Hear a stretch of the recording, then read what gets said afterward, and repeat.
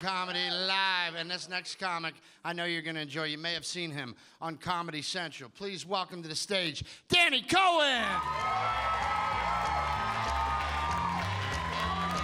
Hi. Thank you. Thanks, everybody. Hi.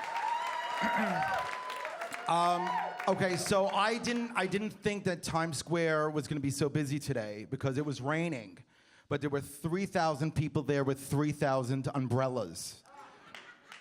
I was stuck. I couldn't, it was like not even moving. It was so crowded that at one point I was part of a Chinese family. It was me, my Chinese mother, and my Chinese sister. And we were just all plowing through the crowd. So I turned to her and I was like, "Mommy, I love you." And she was like, go away, you're not my son." Which made me feel strangely comfortable because that's how my real mother speaks to me. And then I lost the Chinese family. Then I was walking a dog. I don't know whose dog it was. It was like a small little dog. And then I was holding a baby. I'm like, oh my God, whose baby is this? And by the time I got to 42nd Street, I was holding 2 eggplants, which is amazing because I love eggplant parmesan. And I am in no condition to raise a baby on my own, so it all worked out for the best. I'm very excited because I just finished shooting a reality television show for the Food Network called Pizza. And I had to go from pizza store to pizza store here in New York, and I had to eat like 6 to 8 slices a day. And I had to compare pizza, and there were audience, you know, the people in the pizza store were audience, and I had to compare. And I'm lying to you, by the way. I'm lying. There was no reality TV show. But I went to a lot of pizza stores this year. I ate a lot of pizza. The show was in my head. I would go to the pizza stores, and I'm like, oh, that's good, and I just ate 2 slices. I should try this slice and then go next door and try that slice. And then, you know what I'll do is I'll just ask audience members. I'm like, Danny, there's no audience. There's no show. Stop eating pizza. So I stopped eating pizza about 4 months ago, and I lost 8 pounds. Thank you. It's a start. And I'm feeling really good, you know, but the past couple of days, I've been thinking a lot about pizza, and I'm like, uh-oh. I think the show is coming back into syndication. I consider myself to be chubby. I'm chubby, but I Googled my height and weight this morning, and it turns out I'm obese.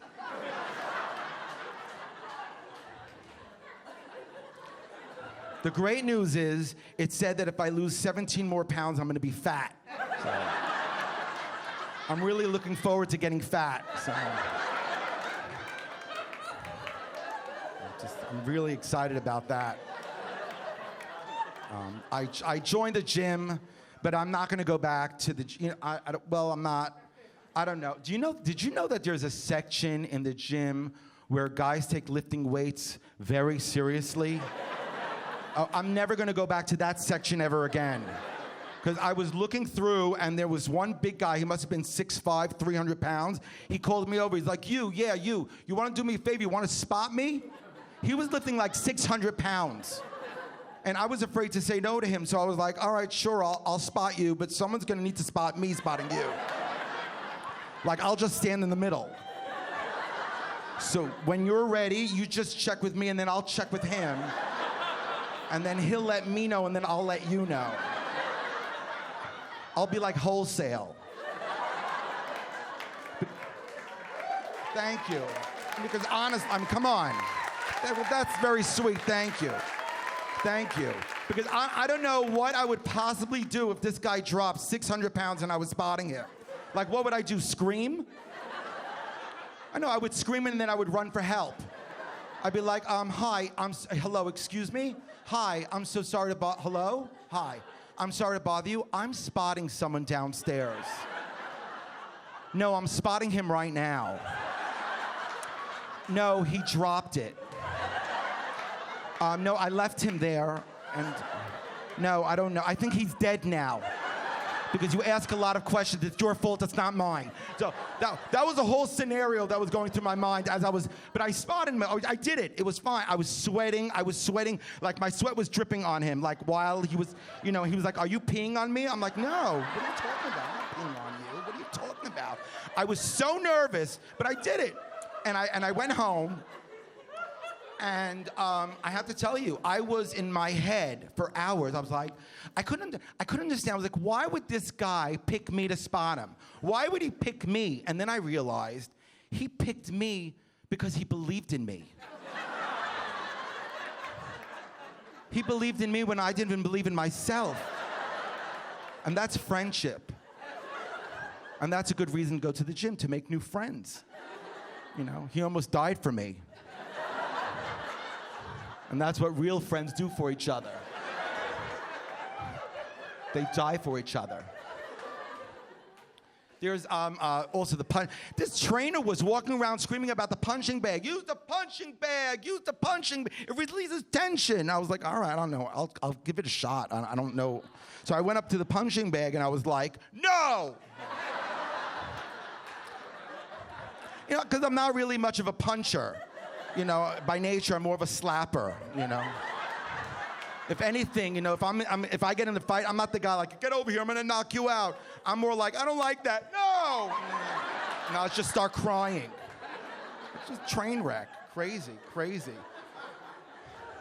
Yeah, speaking of which, so I moved into this, a small, Manhattan, it's a studio, but it's a room. It's a small little, there's no room. When I moved in, I realized there's no place to put the bed. There's only one designated wall, and it's right by the front door. So I'm sleeping, and the doorknob is just like this.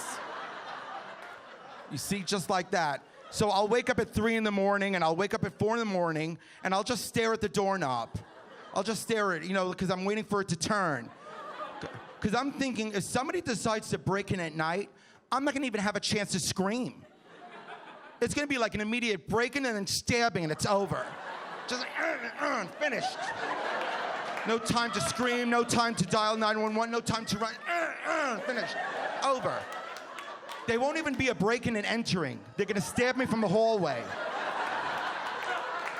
It's gonna be like a break-in and stabbing. That's it.